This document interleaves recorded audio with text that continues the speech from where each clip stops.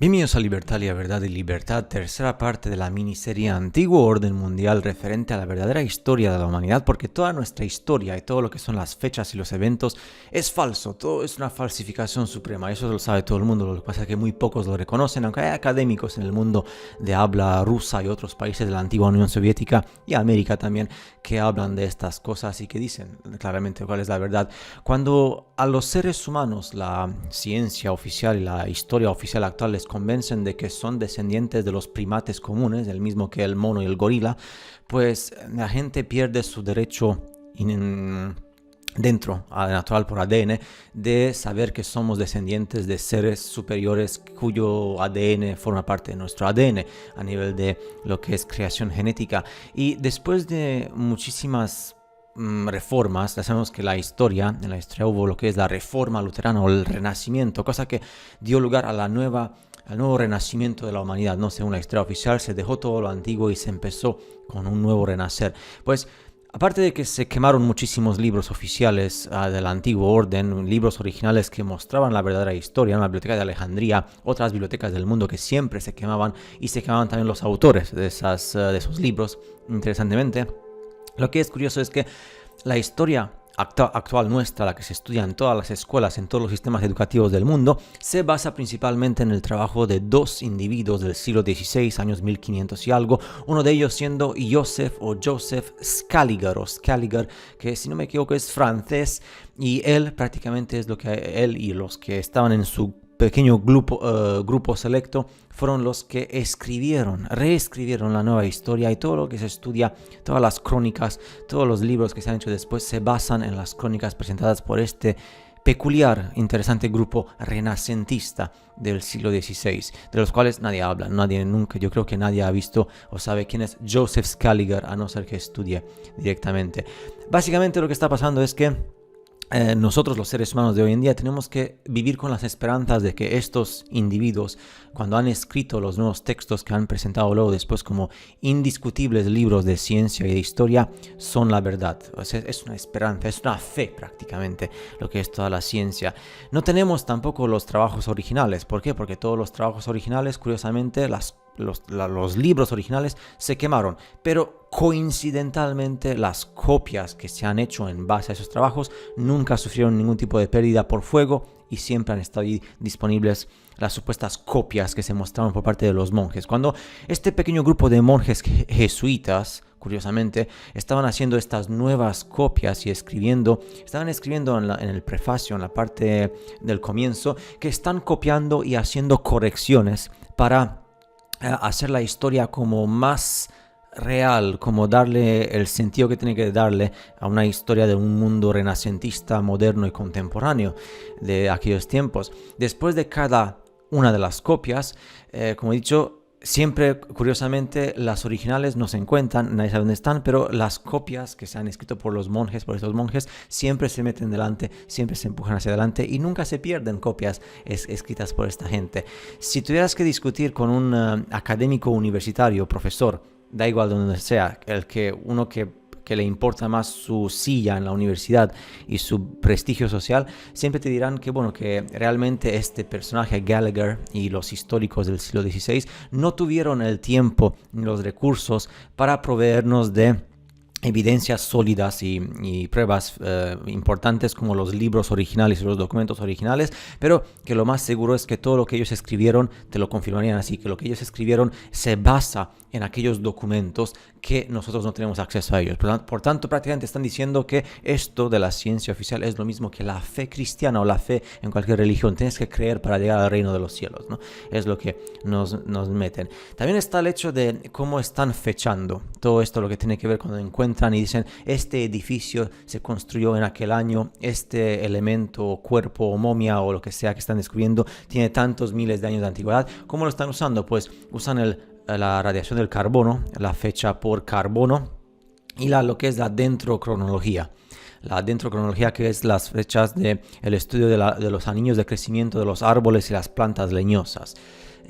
Primero, estos métodos de carbono y dendrocronología son los más aceptados a nivel científico por los laboratorios. Los laboratorios que hacen este tipo de estudios te dicen de forma suprema y científica que esta es la fecha hace tantos cientos o miles de años. Pero esta fecha del carbono, que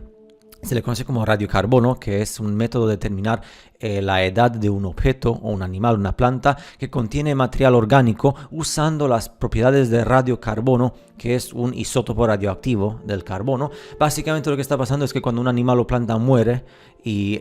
termina su ciclo vital, no emite ya carbono al medio ambiente, y desde este punto en adelante la cantidad de radiación del radiocarbono que contiene empieza a reducirse debido a lo que se llama decadencia por radioactividad. Haciendo los cálculos, intentando ver la cantidad de radiocarbono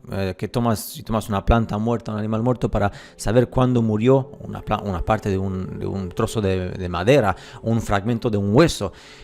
para que se usa el cálculo de la radiación, de la decadencia, para calcular más o menos cuándo murió este tipo de individuo, de ser, para poder fechar y datar los tiempos. Pero el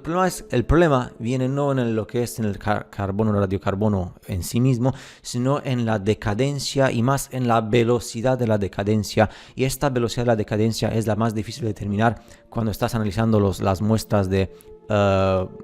cosas orgánicas, ¿no? Porque no puedes saber, debido a la decadencia, la velocidad de decadencia, cuándo es realmente que murió este tipo de planta o animal, y por tanto no puedes calcular. Y los científicos que se respetan han dicho claramente que el radiocarbono 14 no te da las fechas adecuadas y tiene unos errores supremos fundamentales que no le permitirían a ningún científico de corroborar las verdaderas fechas. Muchos del mundo científico consideran que el radiocarbono 14 o radiocarbono, el isótopo carbono, es muy importante debido a lo que pasó en Pompeya, esta ciudad que fue cubierta por lava volcánica debido a la explosión o a la erupción volcánica, pero que las cenizas cubrieron toda la ciudad y los edificios y la gente que residía allí. Pero según científicos de la antigua Unión Soviética, de los países que hablan ruso o idiomas que se parecen al ruso, dicen que lo más seguro es que este tipo de erupción volcánica con Pompeya no pasó, tal como dicen a nivel oficial, hace miles de años, sino que pasó prácticamente hace unos cuantos siglos. Incluso confirman como si fueran un par de siglos, algo por el estilo. Lo que significa que en ese caso toda la historia es mucho más falsa de lo que se nos parece. Además, lo que pasa también a nivel científico es que siempre suele ser un solo laboratorio que pertenece a una cierta entidad financiera o entidad que financia. Nunca se hacen experimentos por parte de laboratorios independientes que no tienen nada que ver uno con el otro, para ver si realmente los estudios son los mismos, porque si algo es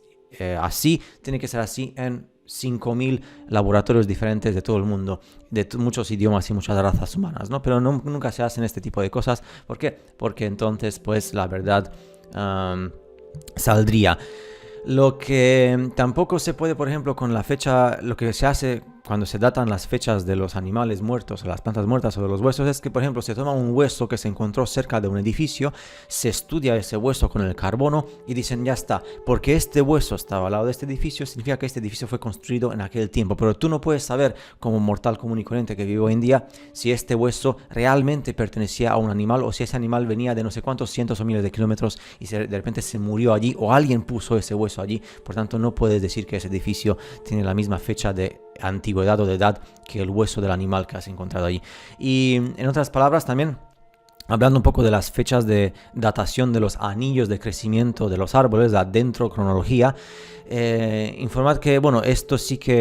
básicamente se encarga de que los árboles cada año registran un año de crecimiento, y ese año de crecimiento es muy sensible al medio ambiente, a las condiciones climáticas y a los cambios de condiciones climáticas. Por tanto, diferentes anillos se forman en diferentes árboles, e incluso los árboles de la misma especie forman diferentes anillos dependiendo del emplazamiento momento y el lugar en el que se encuentran en el mundo. Por tanto, este método de fecha, de datación, es muy difícil porque tenías que saber si realmente ese árbol estaba exactamente en el mismo sitio, en la misma vecindad que el edificio o la tumba o la momia o lo que estés estudiando, y tienes que saber que si fue un trozo de leña, que ese trozo de leña no fue llevado por parte de otros seres humanos de no sé cuántos miles de kilómetros, por tanto no tendrías ningún tipo de base científica. Lo que se hace es que hay charts, o que son gráficas dentro de cronología de fecha de anillos de árboles, y los científicos, los académicos tienen sus gráficos y sus tablas, pero claro, hay que saber que no puedes usar cualquier tipo de tabla porque las tablas van en función de las especies de árboles. Y suelen haber tablas de 100 años, pero lo que significa que si tienes tablas de 100 años, si tienes que fechar algo que tiene más de 100 años, tendrías que encontrar un trozo de madera o un árbol que tiene 150 años o 200 años de antigüedad o 300 años. Y eso es muy difícil, sabiendo que lo que pasó en el siglo XIX y XX, se cortaron muchísimos árboles de muchos metros de altura, se cortaron drásticamente para que se escondiera la verdadera historia de la humanidad. Muchos se usaron para construcción, como en Australia, o para fuego de leña, y ahí había árboles que eran gigantescos, ¿no? Y esto eran árboles a base de carbono, no tiene nada que ver con los árboles grandes de silicio que hay por todo el mundo. Pero bueno, allí está el problema, ¿no? Porque lo que pasaba en muchos sitios en la antigüedad y en el pasado es que los seres humanos que construían, usaban los árboles para construir, muchos de ellos manipulaban tanto los árboles en plan para construirlos que cortaban muchísimos anillos. Así que da igual que tomes un trozo de madera antiguo de un templo o de una pirámide, porque no tienes ninguna posibilidad de saber si ese trozo de madera realmente pertenecía a la misma vecindad o al mismo territorio, o simplemente fue manipulado, cortado y llevado y movido y llegó allí por arte de la suerte. Por tanto, no puedes simplemente decir que esta pirámide o este monumento, edificio o tumba o ser que sobrevivió, los huesos, tienen esa fecha. Simplemente pues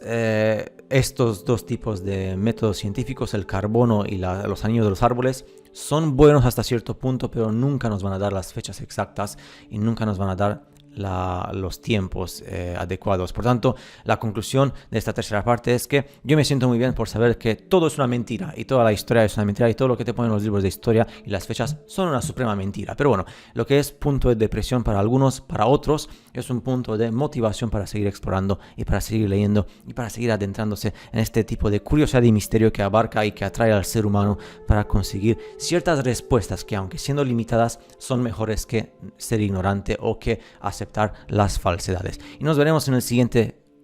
cuarta parte de esta miniserie de lo que es el antiguo orden mundial. Hasta la próxima.